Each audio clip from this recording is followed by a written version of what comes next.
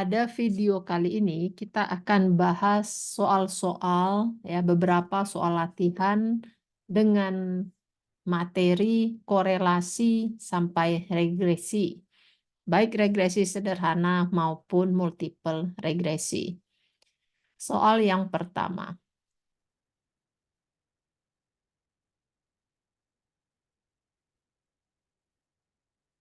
Berdasarkan hasil perhitungan korelasi Pearson, manakah korelasi yang paling kuat dan paling konsisten, ya, paling kuat dan paling konsisten dari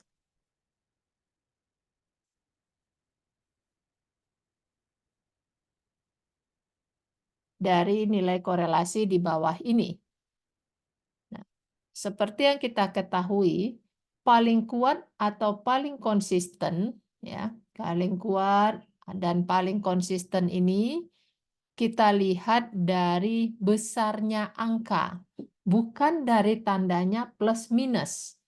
Berarti kalau begitu soal ini jawabannya yang min 0,90.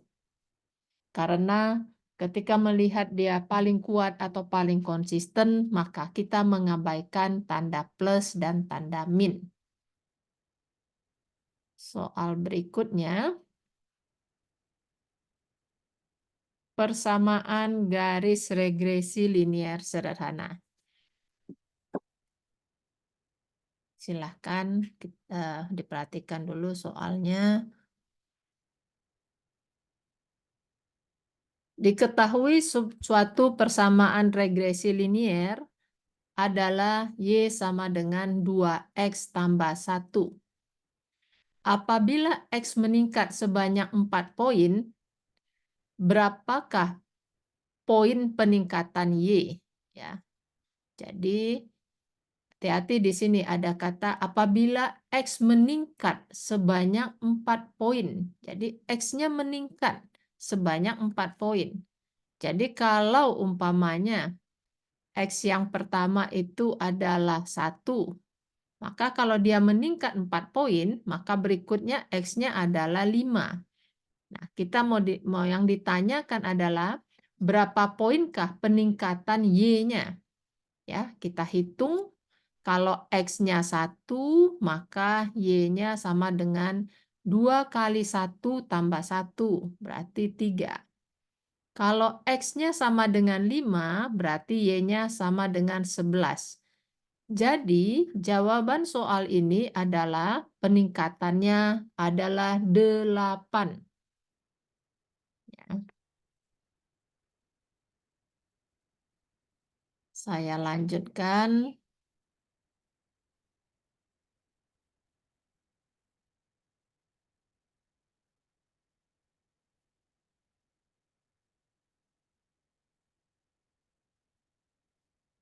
Soal berikutnya.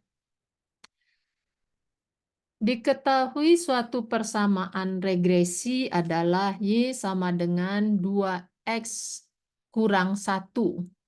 Biasanya persamaan garis regresi itu kita tulis dengan Y sama dengan A tambah BX, atau dalam kasus ini berarti BX tambah A. Jika min dari X adalah MX sama dengan 8, berapakah min dari Y? Jadi dari soal ini yang diketahui adalah A sama dengan min 1. Sedangkan B sama dengan 2. MX sama dengan 8. Nih M ya, MX sama dengan 8. Yang ditanyakan adalah min dari Y. Untuk mencari min dari Y, kita pergunakan rumus, yaitu rumus A. A sama dengan min dari Y kurang B kali M dari X, min dari X. Jadi kalau gitu saya substitusikan A-nya min 1, M dari Y ditanyakan, dikurang dengan B, B-nya 2, X-nya 8. Jadi min 1 sama dengan M kali Y dikurang 16. Atau MY ya, min dari Y ya, sama dengan 15. Ya, silahkan diperhatikan dulu.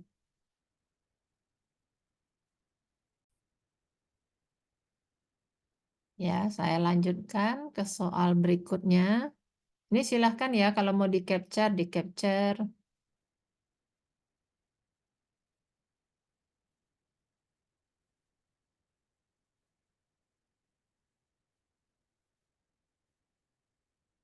Apabila terdapat korelasi negatif antara X dan Y, maka persamaan regresi Y sama dengan BX tambah A akan memiliki titik, titik, titik.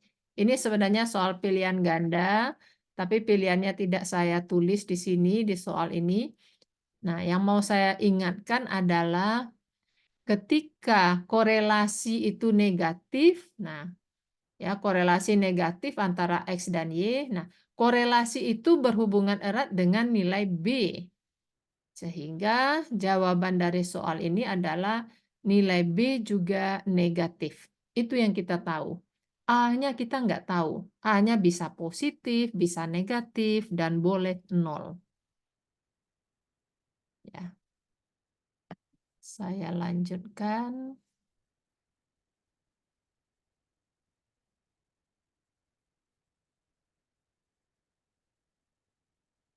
Nah, ini agak panjang. Kita baca dulu pelan-pelan soalnya. Dalam sebuah penelitian, Andi berasumsi bahwa lamanya waktu pacaran dapat memprediksi munculnya kecenderungan untuk berselingkuh baik pada laki-laki maupun perempuan. Andi kemudian melakukan pengujian dengan teknik regresi dan mendapatkan hasil R kuadrat sama dengan 26,70. Kesimpulan yang tepat dari hasil pengujian yang dilakukan Andi adalah, jadi di sini kita coba mencari apa tadi variabelnya. Ya, kita baca ulang. Andi berasumsi bahwa lamanya waktu pacaran, ya, jadi lamanya waktu pacaran dapat memprediksi kecenderungan untuk selingkuh. Kecenderungan untuk selingkuh. Jadi dua hal ini yang dibahas di sini. Baik pada laki-laki maupun pada perempuan. Jadi 26,70% ini adalah yang bisa kita prediksi ya jadi kecenderungan untuk berselingkuh itu dapat kita prediksi sebesar 26,70% dari lamanya waktu pacaran. Kalau itu definisinya ya. Jadi soal ini pilihan yang benar adalah ya di sini 26,70 yang nomor A dipengaruhi oleh faktor lain ya. Jelas salah. Jadi 26,70 ini adalah oleh waktunya pacaran. Kalau yang faktor lain berapa? Faktor lain adalah sisanya, selisihnya. Seluruhnya 100%. Jadi selisihnya adalah 73,70%. Sehingga jawaban dari soal ini adalah yang B, yaitu 73%, 73,30% varians dari variabel kecenderungan berselingkuh dipengaruhi oleh faktor lain di luar lamanya waktu berpacaran.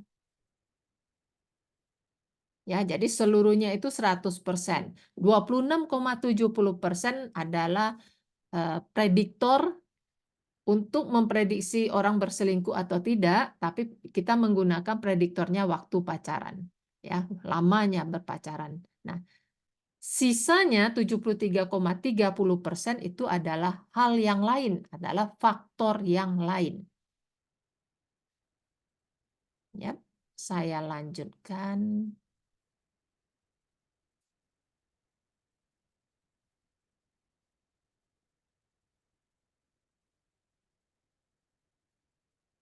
Ada soal sebentar. Oke, ini ada output ya. Pertanyaan yang pertama adalah berapa jumlah partisipan dalam penelitian ini? Ya, karena ini adalah kita lihat ada prediktornya ada 2 di sini ya. Dari mana saya tahu prediktornya ada 2? Saya tahu dari sini nih. Dari sini ada imbal jasa, kesukaan nih. Ada di sini prediktor. Prediktor berarti IV. Ya, berarti ini adalah independent variable. Sementara yang ini adalah DV. Ya, ini adalah DV. DV-nya adalah kepuasan kerja.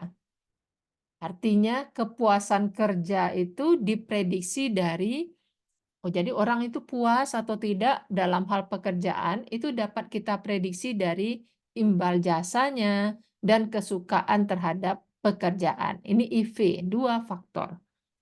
Pertanyaan yang pertama menyangkut tentang berapa jumlah partisipan. Jumlah partisipan tentu kita perhatikan dari DF ya. Karena di sini 147, maka jumlah partisipannya ya rumusnya kan DF sama dengan N-1. Jadi kalau gitu banyak partisipannya adalah N-1 sama dengan 147 berarti sama dengan 148. Nah, ini saya nggak bisa lanjutkan. Sebentar, harus dihapus dulu ya. Pertanyaan berikutnya. Jumlah prediktor yang diujikan. Ya, tadi sudah saya sebutkan prediktornya adalah imbal jasa dan kesukaan terhadap pekerjaan.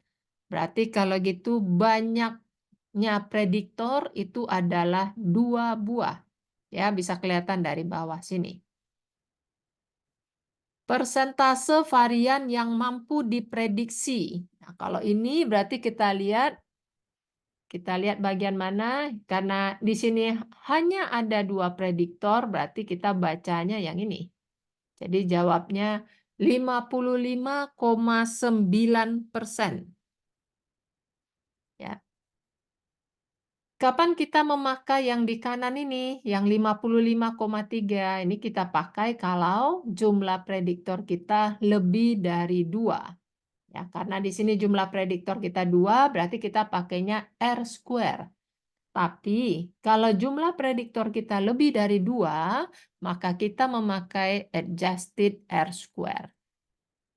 Jadi untuk soal ini jawabnya adalah 55,9%. Pertanyaan berikutnya, model persamaan garis regresi. Nah, kalau model persamaan garis regresi, maka yang harus kita lihat di sini adalah bagian koefisien. Nah, adanya tuh di sini nih. Ini jawabannya tuh ada di sini. Jadi, model persamaan garis regresinya adalah Y sama dengan, atau kalau nggak pakai Y di sini sebenarnya ini kurang bagus juga ya. Harusnya kita buatnya kepuasan kerja gitu ya. Jadi saya ralat di sini. Jadi ini bukan Y harusnya, tapi di sini adalah kepuasan kerja sama dengan konstantanya 65,99 ditambah dengan 1,164, ya ini koma ya, bukan 1164 ya. Jadi 1,164 dikali dengan kesukaan terhadap pekerjaan ditambah dengan 0,394 dikali imbal jasa. Jadi kalau nanti umpamanya ya, di soal ini kebetulan tidak ditanyakan, umpamanya ditanyakan berapa skor kepuasan kerja?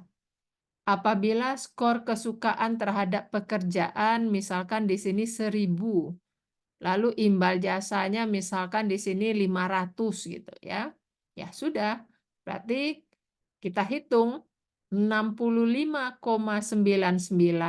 tambah 1,164 kali 1000 ya. ditambah 0,394 kali 500. Ya, silahkan pakai kalkulator untuk menghitung.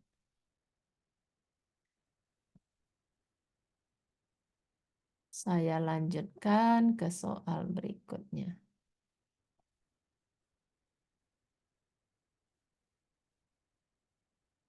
Nah, di sini ada diagram.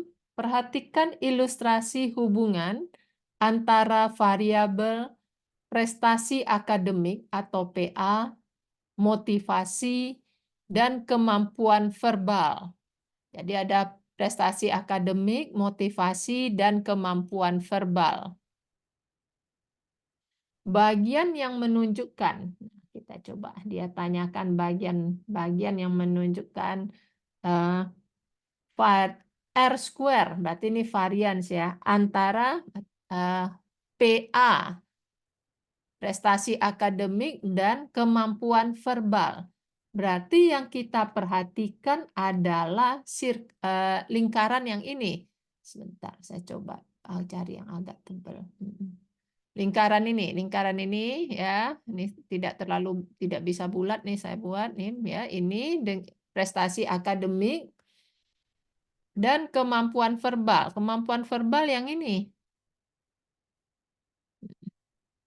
Irisannya tuh ini di sini. Jadi bagian yang menunjukkan varians dari prestasi akademik dan kemampuan verbal adalah 6 dan 7 jawabnya.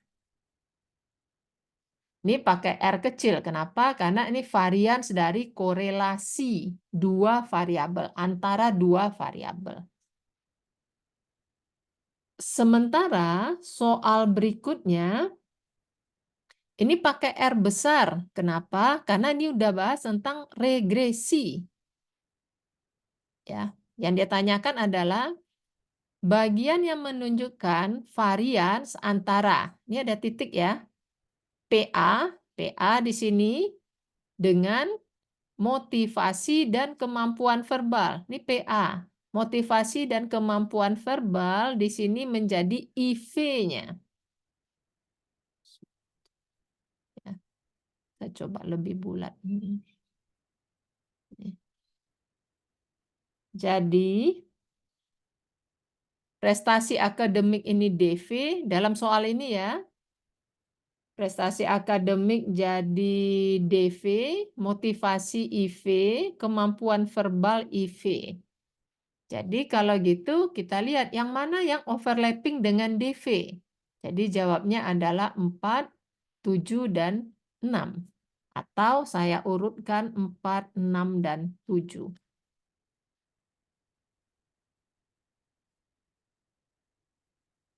Ya, saya lanjutkan lagi.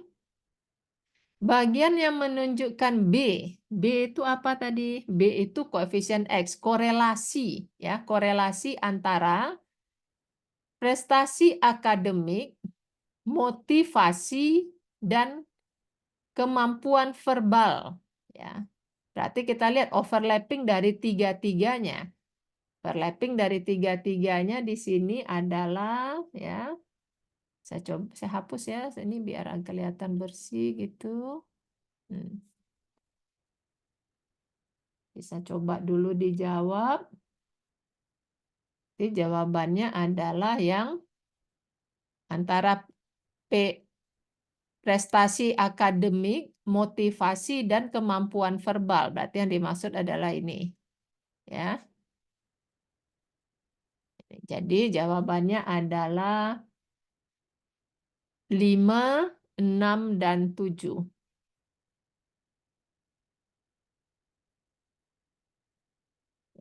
Semoga dimengerti ya. Saya lanjutkan ke pertanyaan berikutnya. Jika model 1, motivasi sama dengan A tambah B kali kemampuan verbal, dan model 2, motivasi sama dengan A tambah B1 kali kemampuan verbal tambah B2 kali prestasi akademik. Berarti di sini sekarang, dalam kasus ini, Yang jadi DV adalah motivasi, ya. Motivasi jadi DV. Jadi kalau gitu nih saya coba hapus dulu ya yang tadi. Hmm, Ini berubah dia. Motivasi ini DV, ini DV. IV-nya adalah prestasi akademik dan kemampuan verbal. Jadi motivasi orang itu mau diukur dari prestasi akademik dan kemampuan verbal. Ya, ini DV-nya.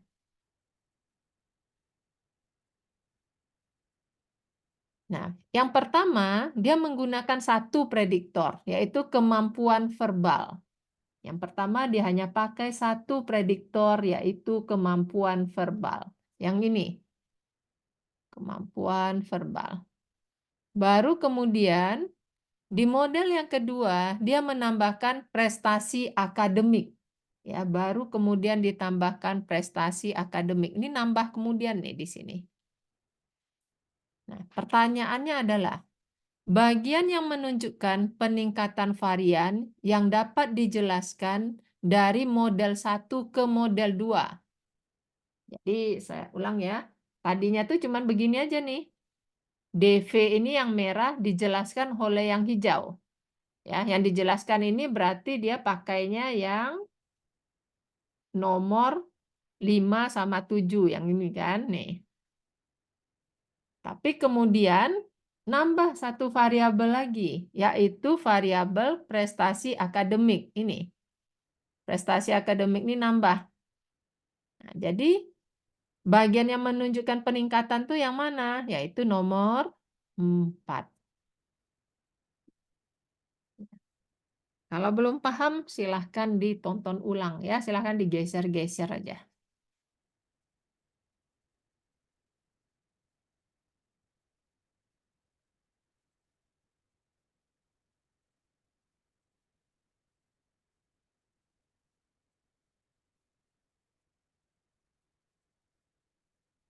Sebentar, oh ya salah, geser. Oke. Persamaan linier sederhana. Suatu pasangan data X dan Y memiliki MX4, sum of square dari X15, min dari Y5, dan sum of product 30. Pertanyaannya adalah persamaan regresi untuk dapat memprediksi Y dan X adalah, ya. Kalau sebaiknya sih ketika melihat video ini, kalian bisa stop dulu, lalu coba hitung. Lalu kemudian bandingkan dengan apa yang saya kerjakan berikutnya. Silahkan dicocokkan. Ya, kalian bisa skip dulu videonya.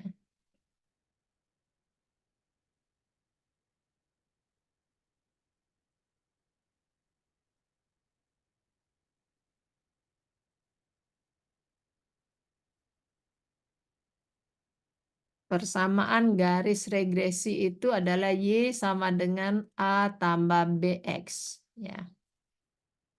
Yang ada di sini kita bisa cari B-nya dulu.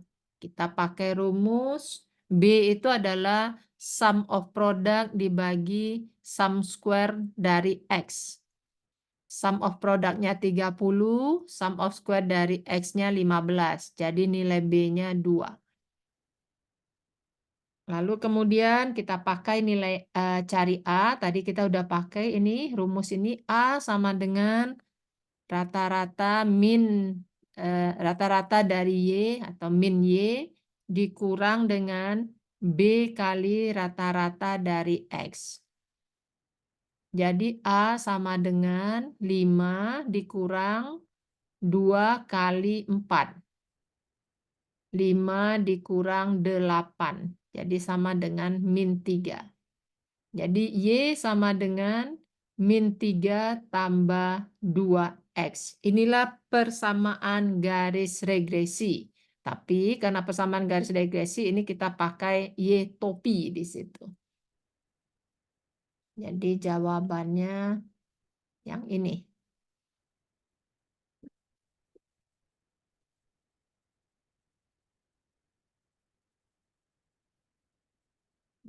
Saya lanjutkan.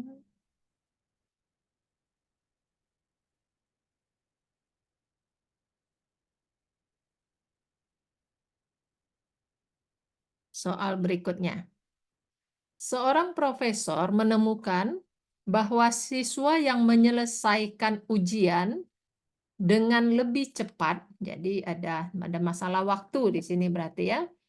Siswa yang menyelesaikan ujian dengan lebih cepat gitu, ini lebih cepat, di sini ujian lebih cepat, akan memiliki kecenderungan untuk memiliki nilai yang lebih baik.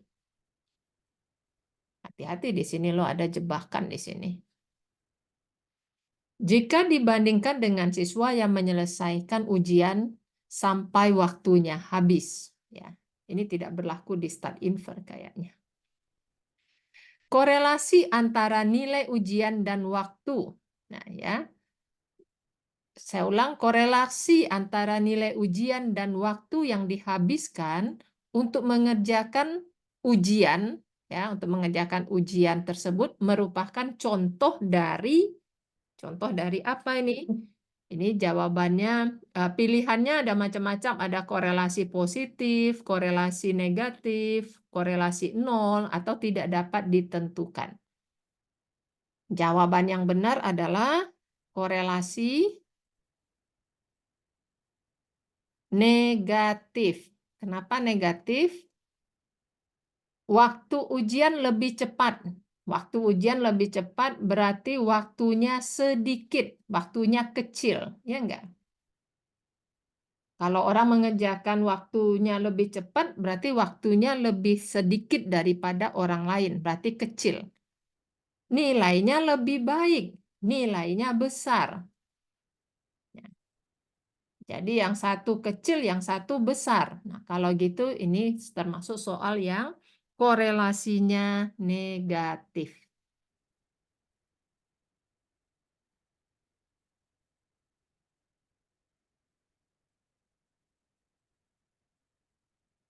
Soal berikutnya. Sebuah data yang terdiri dari 30 pasang nilai X dan Y memiliki nilai korelasi Pearson 0,70. Berapa banyak varian dari Y yang tidak dapat dijelaskan? Ya, yang tidak dapat dijelaskan oleh nilai X, tidak dapat dijelaskan. Jadi, kalau ini 70, kalau kita kuadratkan, 70 dikuadratkan berarti 49 atau 49% gitu ya. 49%-nya adalah yang dapat dijelaskan. Jadi ini kalau kita kuadratkan, kita dapatnya adalah varians yang dapat dijelaskan. Kalau gitu yang tidak dapat dijelaskannya berapa? Yang tidak dapat dijelaskan adalah 51%. Jadi jawaban soal ini adalah 51%.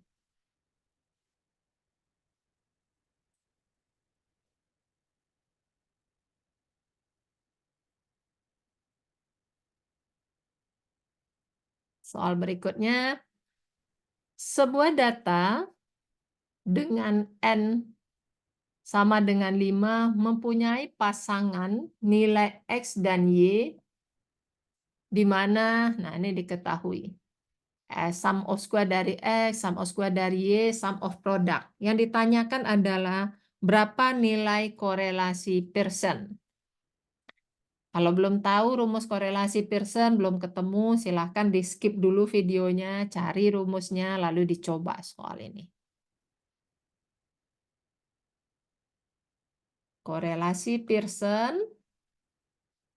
itu sama dengan sum of product dibagi dengan akar dari sum of square dari X dikali dengan sum of square dari Y.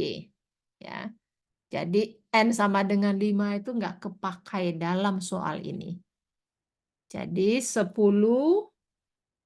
dibagi dengan akar dari 10 kali 40. Jadi 10 per akar dari 400. Akar dari 400 berarti 20. Jadi jawabnya 0,5. Ya. Kalau nggak bisa ngitung cepet, ya sudah pakai kalkulator gitu kan gampang boleh pakai kalkulator. Saya lanjutkan. Nah, ini soal pilihan ganda.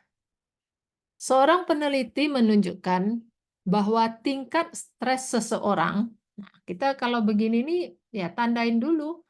Tandain dulu apanya mau ditandain? Tandain variabelnya apa. Yang jelas di sini variabelnya yang pertama adalah tingkat stres ya. Tingkat stres. Tingkat stres ditentukan oleh apa katanya? Dia ditentukan oleh faktor usia dan jumlah waktu berolahraga dalam seminggu. Jadi, pada penelitian tersebut yang merupakan prediktor adalah, jawabannya adalah yang D. Faktor usia dan waktu berolahraga dalam seminggu.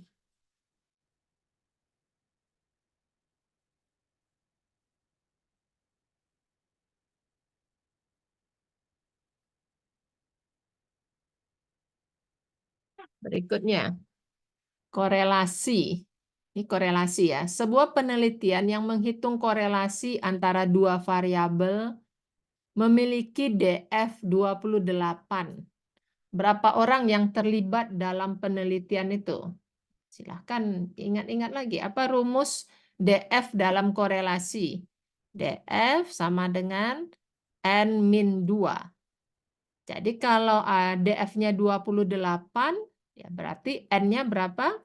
N-nya sama dengan 30.